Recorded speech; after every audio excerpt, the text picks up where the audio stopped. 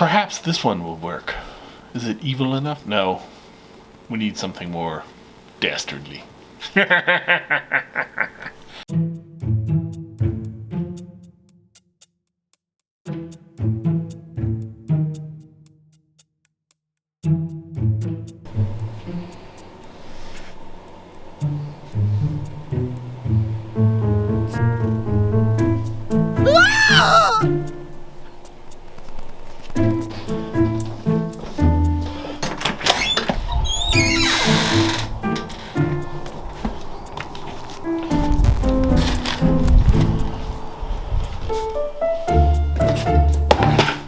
Welcome back.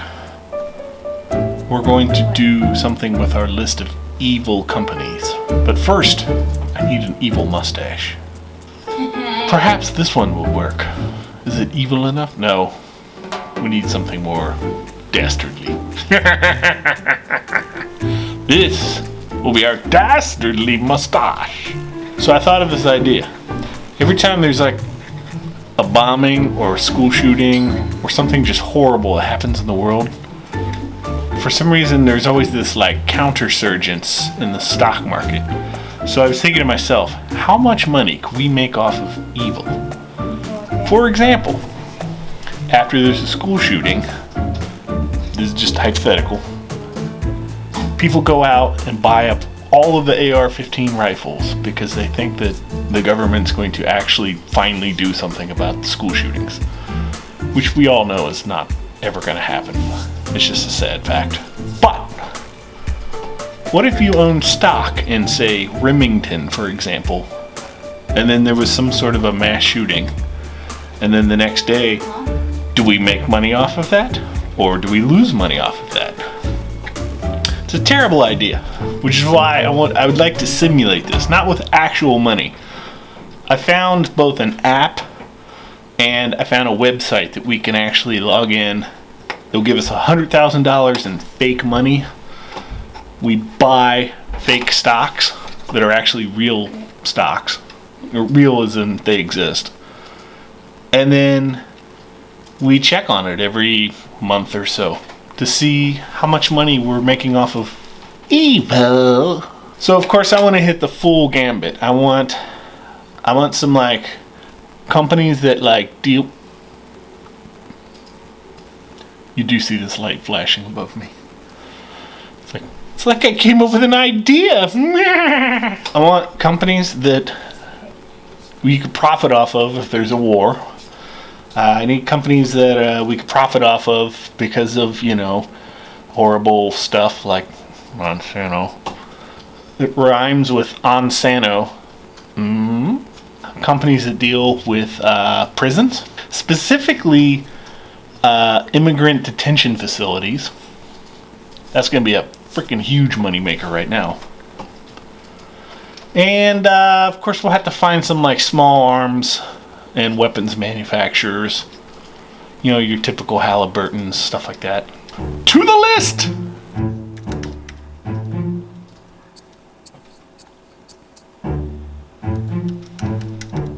Okay, now what do you want it to say? Or says, well, my class does nicknames too. Okay, after extensive searching, we've narrowed it down to these groups. So, let's see if we can just zoom in on this. We went with, of course, Monsanto, because they do agribusiness. The Geo Group and Core Civic are both immigration prison contractors. They are the two biggest in America. JP Morgan Chase owns the majority stock, and I think one of them, I can't remember which one. Halliburton, of course, makes everything war. Philip Morris makes tobacco. Altria owns tobacco and a whole bunch of other ones. Disney makes Disney films. Lockheed Martin and Raytheon are the top weapons defense contractors in the U.S. Now, Boeing was number 2 on that list, but I didn't put Boeing on this list because these two make over 90% of their profit off of defense contracts. Boeing, of course, still sells planes. The same with Northrop Grumman. I can't say it right. They also make over 90% of their profit via, war. And Dancing. of course, doing our internet stuff. We've got Facebook, Amazon, Alphabet, who owns Google. Those are the top three, obviously. ExxonMobil, it's a U.S. gas refiner, the biggest in the world, actually. Went with Bayer for their pharmaceutical stuff. Nestle, because they are trying to steal all of the water in the world. Dow Chemical, because they've put all the chemicals into the water. Fox News Corp, that's kind of self-explanatory. Electronic Arts, hopefully anybody watching my channel, that's also self-explanatory. The Carlyle Group, now I tried looking into companies that made tear gas, and these are all private companies, but a majority stock owner is the Carlyle Group. So if you're looking for people who are selling tear gas that's used everywhere, the Carlyle Group. Fun fact.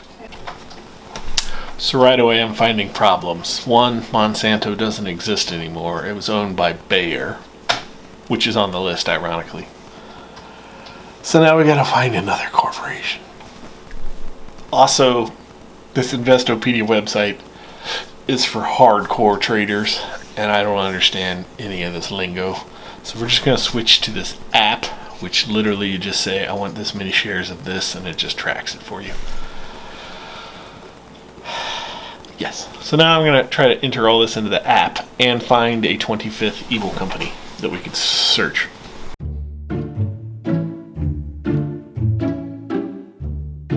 That's what she said.